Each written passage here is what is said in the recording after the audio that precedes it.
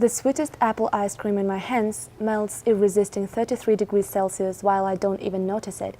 I'm wearing a straw hat and looking for grasshoppers for my home zoo collection, which is simply a bottle with the holes for oxygen to come in and lots of grass. I was 6 years old then, and these moments are the most precious memories for me. Reflecting on them now, I understand that my passion to study everything alive comes from the very beginning of my conscious life.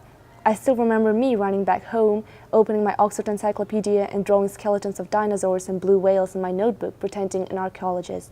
The most important thing is that I have these memories. I remember everything as well as if it were yesterday. And in my hard times, I look back on those hot summer days and understand that what I always desired to do is life sciences. But there are people who cannot recollect their past anymore. For example, people who become the victims of Alzheimer's disease. That is what I call the real loss, the loss of personality. Neurological disorders became the subject of my interest during the last school year.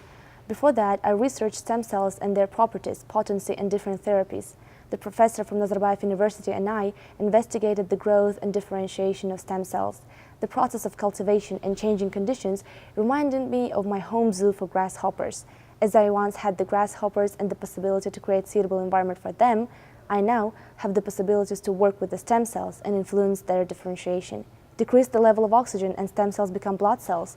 Increase pressure and they form into bone cells. Increase the temperature and they transform into immune cells. These opportunities drive me crazy.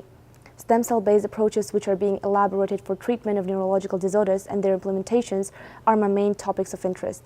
Recreating a brain tissue in a petri dish and collecting observations from the whole cocktail of factors are the fascinating opportunities that I want to pursue.